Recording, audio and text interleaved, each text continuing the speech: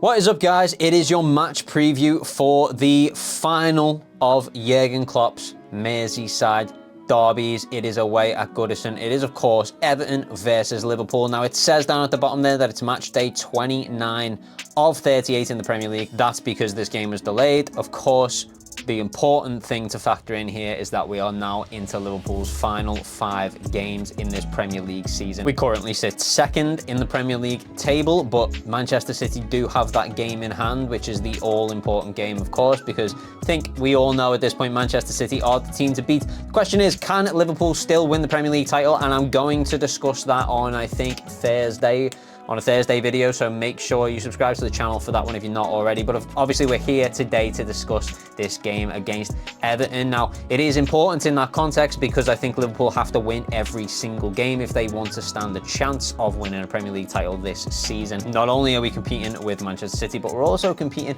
with Arsenal, and goal difference could be important there as well. So we're going to get into all of that, but let's start with the bad news. Unfortunately, Jurgen Klopp's just done his press conference and he did announce that Jota has picked up an injury. He's going to be out for the next 2 weeks. Now, he said, and I quote, he said it's basically nothing, but it's enough to keep him out. And at this stage of the season, 2 weeks, it's going to keep him out of a few games, unfortunately. And there aren't that many games left. So we're going to need some huge performances from some players who, not least, I think, Mohamed Salah, a player we've always been able to rely on in the past. He's been struggling in front of goal recently, and I think, now more than ever, we're going to need him to really step up and turn that around for us. Obviously, there are other outlying players there. Luis Diaz, Darwin Núñez, Cody Gakpo, to name but a few. But yeah, it's a big blow, I think. Even though it's only 2 weeks, it is a huge loss there. Diogo Jota, he's only just really returned. We felt like we were getting the best out of him finally. And then he goes away again with another injury. It's been the story of Liverpool's season, really, when you consider all the injuries we've had, all the kids we've had to throw in. But yeah, here we are again with another injury. So he's not going to feature in the starting lineup, but we'll get to that in a second. Let's take a look at the stats. So Everton are winless in their last 12 Premier League home games against Liverpool, but the important caveat to that is that 9 of those 12 games have finished in a draw and only 3 have finished in a loss for Everton. So statistically, it unfortunately looks like a draw is the most likely outcome when Liverpool play Everton at Goodison, which is something that we simply cannot afford. There is a caveat though, because I don't think Everton can afford that either, but we'll get into that in a second.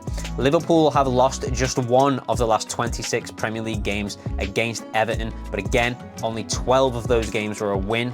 The other 13 were draws. So again, damning statistic there that draws are actually more likely than wins for Liverpool when they play Everton.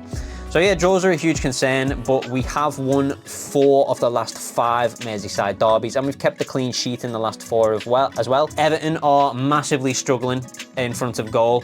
That's their big problem, it seems, this season, is they just can't score goals. You could say that we're having the same issue, to be fair, but it's got to be time to turn that around. We've got the players that can do it. We've got the firepower that should be capable. The important thing for Liverpool, of course, is that we are generating the chances en masse. We just need to start putting them away. For Everton, it's a totally different problem. They're just absolutely terrible in terms of creativity in front of goal. Jurgen Klopp himself, obviously, I mentioned before, it's his final ever Merseyside derby. He's won 9 of the 16 Merseyside derbies that he's overseen, with 6 draws featuring in that and only 1 loss. So actually, when you consider Jurgen Klopp's tenure, he is actually more likely to get a win than he is to get a draw. So maybe that's a promising stat there.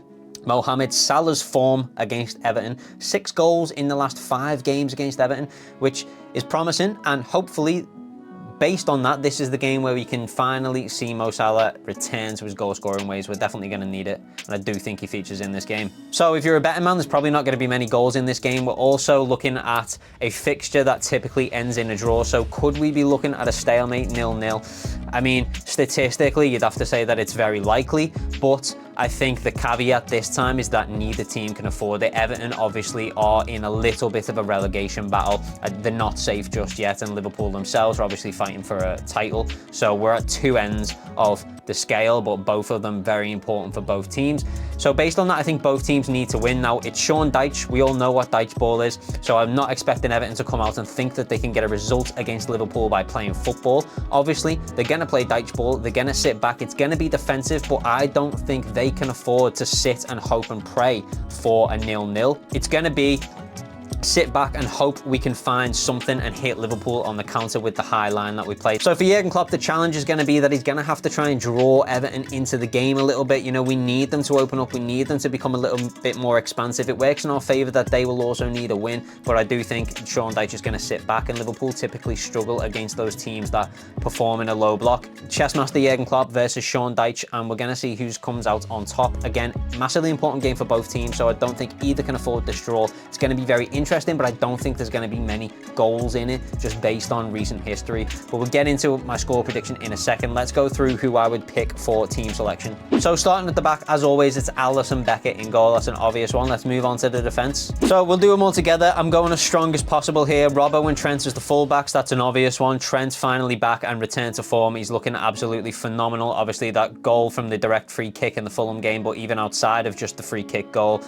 we're seeing those long balls. Finally, the creativity is back in the side. Hopefully, some of our forwards can benefit from that in this game. It's an absolutely huge boost to have Trent back for the end of this season. Robbo, on the other hand, tried and tested, absolute professional. We know what we're getting with him. This, I think, is our strongest defensive lineup. Virgil van Dijk and Ibrahima Konate as the defensive partnership. Now, Konate, honestly, some people could argue that they'd rather see Jarell Quansah there based on some of Konate's performances, especially towards the tail end of this season. But yes, he's not had the greatest of performances recently. Maybe it's a chance for him to turn things around, but I do believe in Konate. I do believe this is our strongest back line. And I also remember him saying when Jurgen Klopp announced his retirement that he would give his life for this man.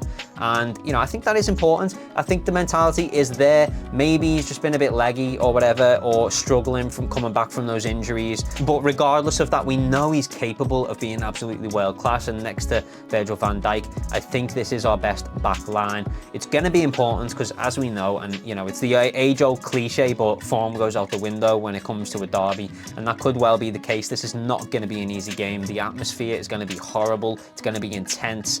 Jarell Quansah, you know, a little bit inexperienced maybe with dealing with that kind of thing. I think this is the safer choice. Moving into midfield, again, we talked about Robbo there being the consummate professional. It's exactly the same with Tari Wendo. We know what we're getting with him. He knows what he's doing. He's reliable. He's that guy that when he's on the ball, you feel safe. You feel like we're in control. You feel like everyone can take a deep breath and go, okay, Wato's got the ball. And then his pass accuracy stat is off the scale, so very rarely does he misplace a ball as well. And then we're off, we're moving, we're going forwards. Midfield has to be Alexis McAllister, probably our best player of the season. If it's possible, I would have him play every single game now for the rest of the season. You know, if he can perform at the level we need him to, if it's not too intense of a period for him, I think he's absolutely needed, 100% must-start player. So it's no difference in this game, of course. Probably one of the biggest of this final, what Jurgen Klopp is calling our final 5 cup finals. You know, this is probably one of the biggest, alongside maybe Aston Villa. Now, I've gone with Dominic Szoboszlai there on the right side of the midfield, and the reason is, I know he's not been putting in the greatest of performances, but he was rested against Fulham, and I don't necessarily think that was dropped against Fulham. I do think it was rested. We've got a lot of fixtures coming up in a very short space of time, and they're all very important. So I think rotation has been on Jurgen Klopp's mind, if I'm being honest, and I can't see him sitting out 2 games in a row. I think he probably does come in.